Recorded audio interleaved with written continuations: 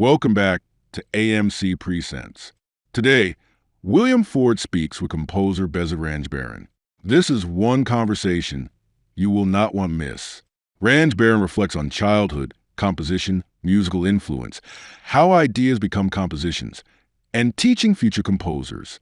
Born in Tehran and now based in New York, he is an internationally performed composer and a longtime member of the Juilliard faculty. Remember to like, subscribe, and turn on notifications. And now, here is William Ford and Behzad Ranjbaran. It's very good to meet you. Likewise. Thank you for setting it up. I appreciate the opportunity to talk with you.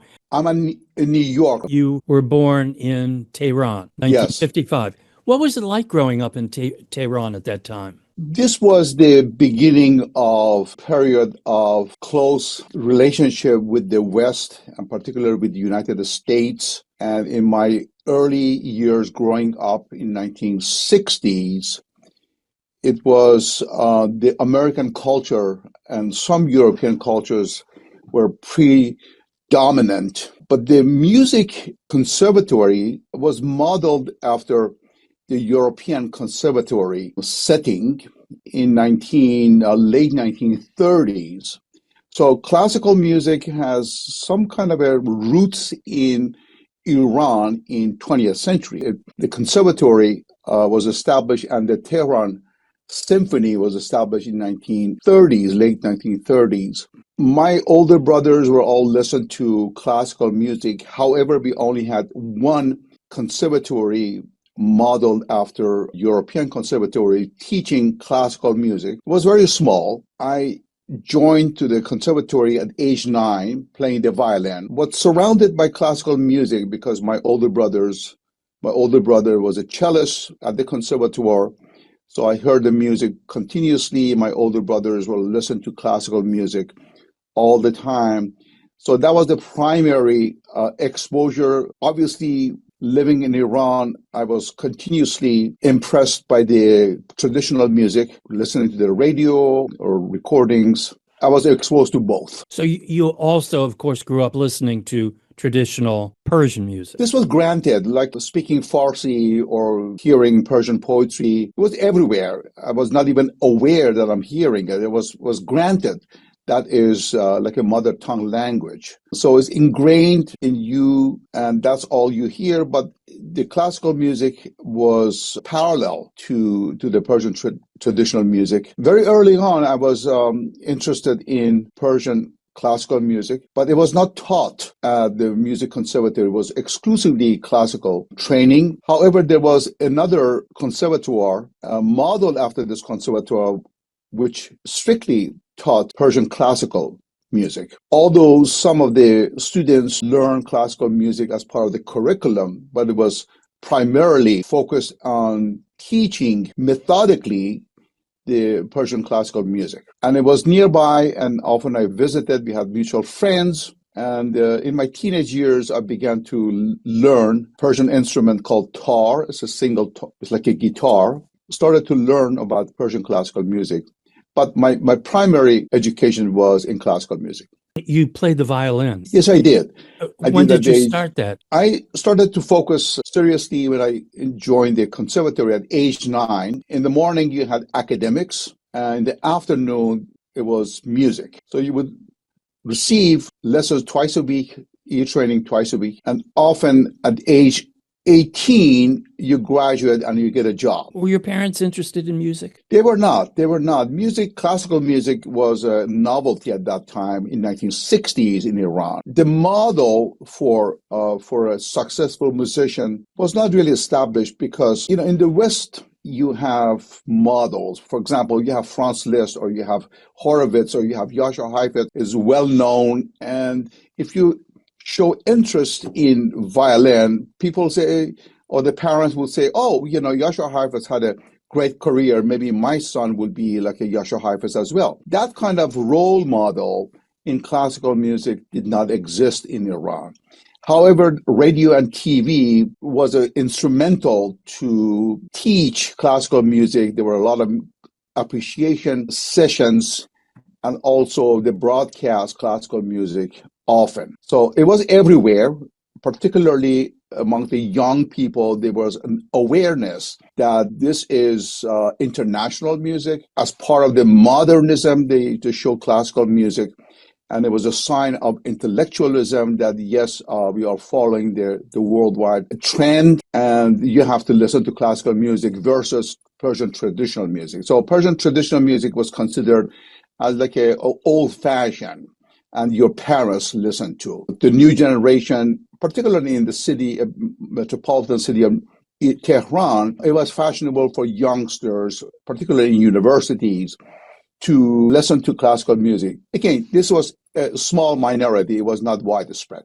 During my teen years, I was interested in folk music. And I was one of the first instructors of Carl Orff music instruction. And I had like 3 cities during the weekends to teach youngsters who were like 10, 12 years old of simplified Carl Orff, which is like a xylophone or would be like a drums. And I remember I was trained by a musician who was trained in Vienna and learned all the Carl Orff tunes, which is mostly Austrian or Deutsch.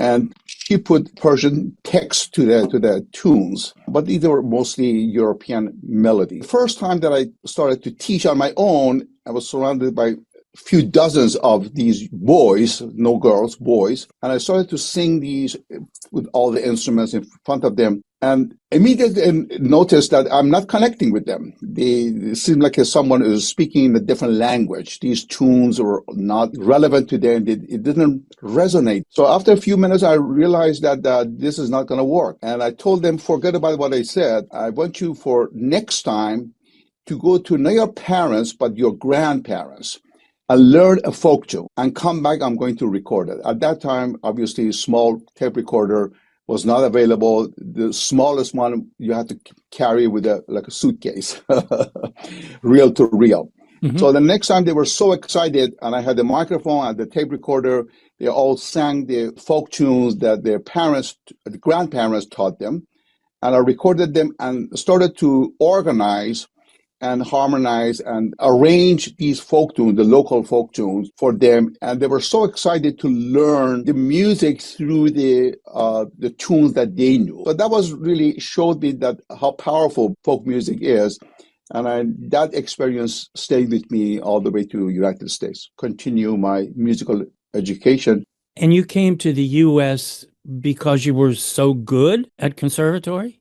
Is that how that worked? It's an interesting question. They offered scholarship to the better performers in graduation, and often people went to Europe. They went to Vienna, some went to Germany and France, but primarily they had a relationship with Vienna Academy, and often the graduates went to Academy to continue studies with the expectation that upon their graduation, they will come back, either teach in the conservatory or form or just join Tehran Symphony or the opera. It was a rapid expansion of classical music in 1960s and 1970s, the establishment of the choir, the establishment of opera and ballet, and the Tehran Symphony, and then establishment of a Shiraz Festival in the city of Shiraz in the summer time.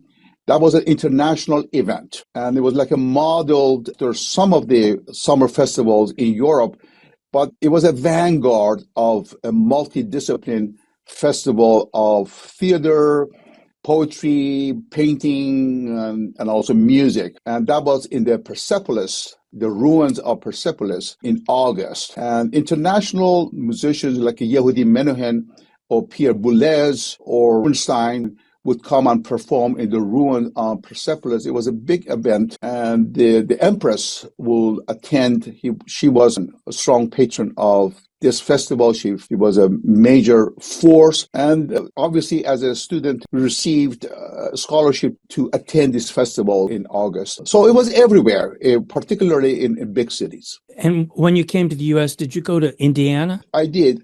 Did you apply to Indiana and got accepted and got together the resources to come? How did that work? You have to keep in mind, in 1970s, Iranian student body was the largest foreign body in the United States, and U.S. was the closest ally to Iran. Iran was the closest ally to United States. It was very rare for musicians to come to United States because the scholarship was not offered to United States. You had to pay for your studies. However, if you go to Vienna, you would receive a scholarship. I chose to come to United States because my older brothers were all studying in United States, and I was the fourth one, followed them, and that was my natural path to come to United States, as opposed to go to a city like Vienna, where I didn't have any siblings there. So I came to Indiana. I auditioned and was accepted. So I did my undergrad while taking composition lessons. And then when I came to Juilliard School for my master's and doctorate,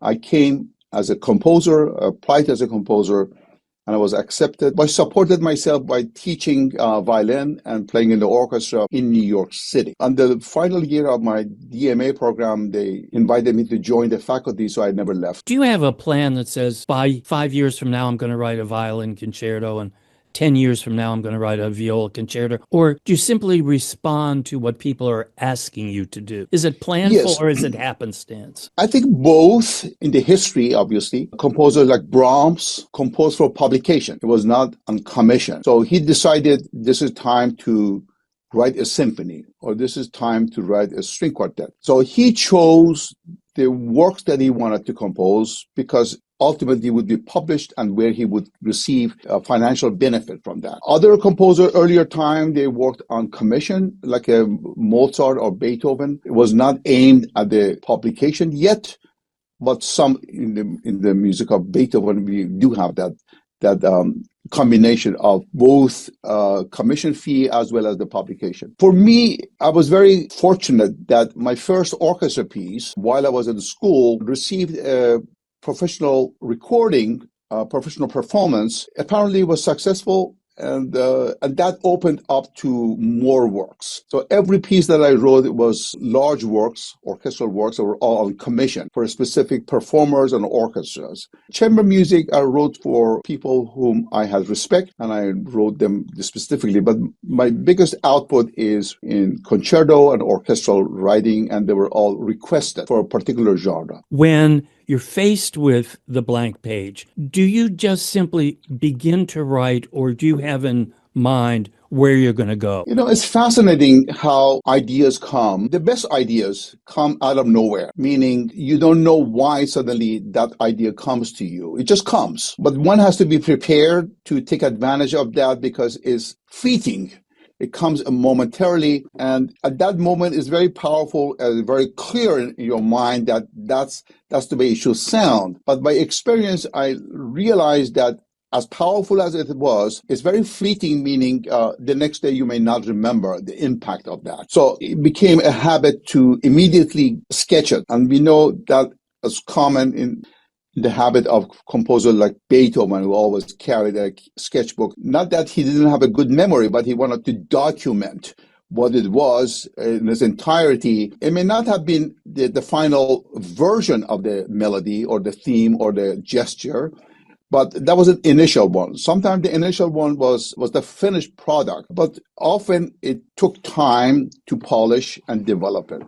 For me, it became as part of the kind of an athletic routine. You just have to be present and focus on that and hope that the ideas come to you. But a lot of my greatest moments of inspiration came when I was not prepared. And it would come in the car or would be sometimes in the middle of the night. And I developed that discipline to immediately grab and sketch it. So the source of inspiration is not clear to anyone. However, one has to have the discipline to devote certain amount of time per day, whether it's productive or not. You have to have that kind of secure time frame and hope for a very productive period. When you write music, you do like to have elements of traditional Persian music in it. Is that fair to say? I think elements of music come from various sources. And as I mentioned it earlier, I was both exposed to Persian classical music, folk music, poetry, and classical music. And they're all ingrained from a young age in me. As a result, they're there. The lullaby that you heard from your grandmother when you were like 2 or 3 years old. It's there. You can't really force it. How to combine these influences and how to give priority to certain elements, apart from the initial inspiration, there's certain techniques and discipline and also skill involved to take music from a very small unit into a whole movement or a symphony or a concerto. That is a very methodical, step-by-step development. And in that period, apart from the initial inspiration, you have control over shaping the character of the melody. And you could say, okay, I could use kind of repetitive pattern, which is not associated with the Persian music. It's associated with ostinato, could be associated with some other musical tradition. So you rely on tremendous number of influences in your life. Could be elements of music, of sacred music, could be elements of tragic music that is associated with tragedy in Iran, taziyeh, or could be a part of folk tune. All of these things, all these influences come, and I am not discrediting any of these. I'm not blocking anything. I just allow them to come and pick and choose to see what works for that particular project that I have in mind. Some instruments obviously have the more of a character of florid, ornamental, which is associated with Persian music. And so I explored that element of that. And some others maybe is very percussive. And we don't have that tradition in Persian music. It's not percussive at all. Everything revolves around poetry and about the single singer singing it. It's very ornamental, is improvised based on the preconceived material, and everything else is supplementary. And it would kind of question and answer between not two singers, we usually is one singer, and the instrument answers that. It's improvised, is not notated, and is macrotonal. So there are a lot of barriers to translate elements of that into the equal temperament symphonic orchestra writing. Everything is notated. So it goes through a lot of filter, but I'm interested more about elements of the Persian classical music, elements of the rhythm that would allow me to incorporate into a musical language that is suitable to be played by the symphony orchestra. So that process of transformation and also fusing with many other influences would ultimately create that final project. Just one point about this. Historically, it was always understood that composers and other writers would pay respect and homage to other creators. It's only the 19th century, late 19th century, the emphasis on originality that carried the 20th century. That originality, one cannot really aim to get that. Is either you have it evolves over time. I believe every composer has an element of originality, but it may have common characteristic with other musical language as well, or other musical genres or styles. But we cannot escape our personality. Is always present in the music. Some people are more colorful and more original than others, and that is true, a part of the nature. However, we know that even like Stravinsky, there's a famous quote, I believe. He says, "I always steal from Mozart, but I'm very good at hiding it."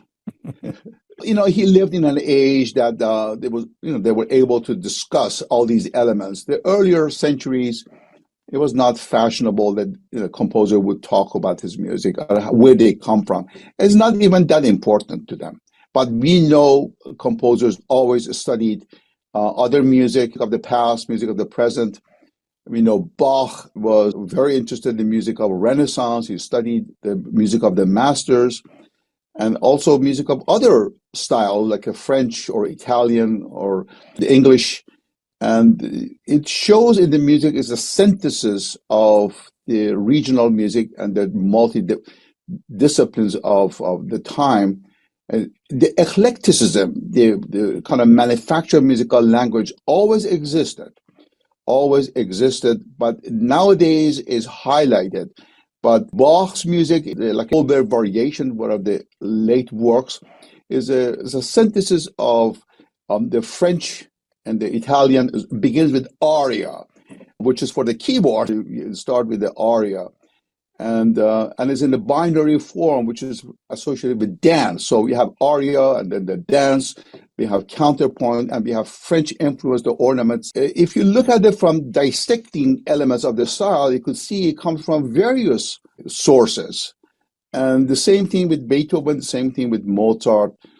They're continuously exploring various influences, but that source of influence is not the key. The key point is how you synthesize and fuse them and create something new. When you're teaching students, do you talk about strategies for writing really good music? Teaching someone how to compose and how to do it is a very tricky. And we know in history that great composers were not great because they had great teachers. So it really doesn't really come from the teacher. The teacher's task is really guiding how to develop the material as is given. You say these are the possibilities you may explore, but these are personal preferences, because I may have a different route in developing that particular material that was given to by a student. How to develop it determines your character as a composer. However, you could talk about various strategies. You could explore that particular rhythmic material, that potential. I think that is part of the instruction. But we know that music composition is self-taught. Composers have a long way to develop their material. Is only a small period devoted to structured instruction in the school, but much of that is a self-taught, is a self-discovery of what the musical language would be. At the beginning, is not clear. It's a route, is a path that one has to go through, and hope that you could produce meaningful music. That is not predestined. Only when the contemporary and future generation look at the music and say, okay, that resonates with me. That is a meaningful music.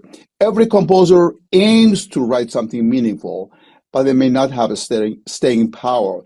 That is out of control of the creator. It would be the future generations or listeners decide whether this music is meaningful or not. When you look back in the 1950s, are there people that you're seeing rising to the surface, given that we've got 85 years distance on it? What I reflect on the 20th century is that the acceptance of multi-styles as opposed to the dominance of one particular style of composing. I think that is common. When I was a very young composer, when I was in Indiana, for example, it was focused mostly on serialism and avant-garde music. And I was writing lyrical, modal music, and I was the only one who was writing like that. And they were baffled by that. When I came to Juilliard, I felt that sense of acceptance. That yes, people write in different styles, and there's no one monopoly of the style. What I'm seeing now, and it is true for the last 50, 60, 70 years, is the acceptance of multi-different styles coexisting with one another. It represents the eclecticism of modern life. People are not exposed only to their neighbors or the teachers or the immediate surroundings. They're exposed to the whole world instantly. Before, if someone wanted to hear Chinese music, had to go from Italy all the way to China. It would take years to reach there and listen to music of China. Nowadays, everyone is exposed, and that makes life difficult for a composer because you have all these choices. And that's incredibly challenging to find your own voice. It takes time. You've been very lucky at getting your music performed. How do you think that happened, other than the fact that you write good music? You have very little control over that because I have seen many cycles. When I was a very young composer, I saw dominant composers in American scene who were performed everywhere, and now they're kind of forgotten. And I accept that. I accept that this is out of control of the composer. You just write your music, the best music you can, and how others respond to that, and how others have the interest to perform it again is beyond your control, because there's a certain period that you may have because of the networking that you might have to get some performances. But ultimately, music has to have its own merit and a staying power. And I don't know what contributes to that. I think that's not even important. We constantly look back to the earlier periods. We discover new composers, new voices from Baroque period and the classical period and the Romantic period. You have to keep in mind that Vivaldi was discovered in 1920s. So we go through these cycles, and I think ultimately that's not really the point. That if you're not writing music that has staying power, it has no value. Art has a value, whether it stays as a staying power or not. That's not the essence, because it's only the notated music that cares about the repertoire. In the tradition that I come from, the Persian music, everything is improvised and lives on that moment. And then the next moment will be something different. So there has a transient quality to the creation at that moment, that classical music, because it's notated, there's a sense of repertoire. And that we will look at it because we have the notated music from Renaissance or the Middle Ages.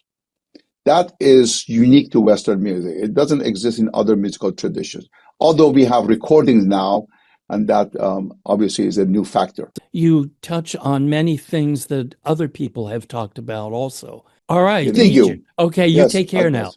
Okay, Thank you. bye-bye. Bye-bye.